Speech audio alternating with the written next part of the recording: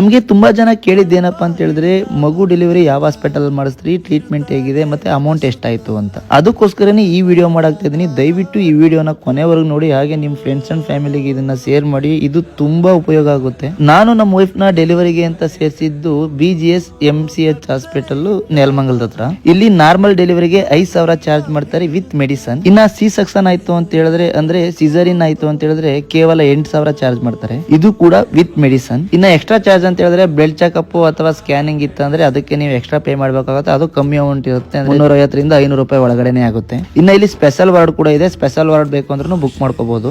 ನಾನು ಕೂಡ special ward book ಮಾಡಿದ್ದೆ. ನಮ್ಮ ವೈಫ್ ಸಿ ಸೆಕ್ಷನ್ ಆಗಿರೋದ್ರಿಂದ 5 ದಿನ ಅದೇ ಹಾಸ್ಪಿಟಲ್ ಅಲ್ಲಿ ಇದ್ವಿ. ಟೋಟಲ್ ಡಿಸ್ಚಾರ್ಜ್ ಮಾಡಿದಾಗ ನಮ್ಗೆ ಆಗಿದಂತ ಬಿಲ್ ವಿತ್ ಬೇಬಿ ಕೇರ್ ಎಲ್ಲ ಸೇರಿ 17,600 ರೂಪಾಯಿ ಆಗಿತ್ತು. ನೀವು ನಂಬಲ್ಲ, ನಮ್ಗೆ ಕೊಟ್ಟಿದಂತ ವಾರ್ಡ್ ಯಾವ ತರ ಇತ್ತು ಅಂತ ಹೇಳಿದ್ರೆ 5 ಸ್ಟಾರ್ ಹೋಟೆಲ್ಗೂ ಕಮ್ಮಿ ಇಲ್ಲ, ಅಷ್ಟು ಚೆನ್ನಾಗಿತ್ತು. ಇನ್ನ ಸರ್ವಿಸಸ್ ಟ್ರೀಟ್ಮೆಂಟ್ ಬಗ್ಗೆ ಹೇಳ್ಬೇಕಂತ ಹೇಳಿದ್ರೆ ತುಂಬಾ ಚೆನ್ನಾಗಿದೆ.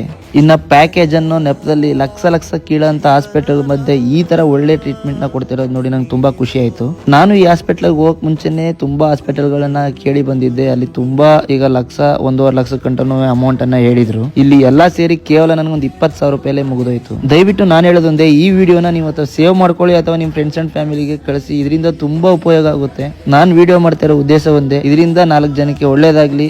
ಈ ತರ ಒಳ್ಳೊಳ್ಳೆ ಟ್ರೀಟ್ಮೆಂಟ್ ಗೆ ಕಮ್ಮಿ ಅಮೌಂಟ್ ಅಲ್ಲಿ ಸರ್ವಿಸ್ ಕೊಡ್ತಾರೆ ಅಂತ ಈ ಹಾಸ್ಪಿಟಲ್ ಎಲ್ಲರಿಗೂ ಗೊತ್ತಾಗಿ ಅಲ್ಲಿಗೆ ಎಲ್ಲರೂ ಹೋಗಿ ದಯವಿಟ್ಟು ಟ್ರೀಟ್ಮೆಂಟ್ ತಕೊಳ್ಳಿ ಅನ್ನೋದೇ ನನ್ನ ಉದ್ದೇಶ. ಹಾಗೆ ನಾನು ಕೂಡ ಅಲ್ಲಿನ ಡಾಕ್ಟರ್ಸ್ ಮತ್ತೆ ಸ್ಟಾಫ್ ಗೆ ತುಂಬಾ ಥ್ಯಾಂಕ್ಸ್ ಅಂತ ಹೇಳ್ತೀನಿ. ಒಳ್ಳೆ ಟ್ರೀಟ್ಮೆಂಟ್ ಜೊತೆ ಸರ್ವಿಸ್ ಕೂಡ ನೀಟಾಗಿ ಕೊಡ್ರಿ.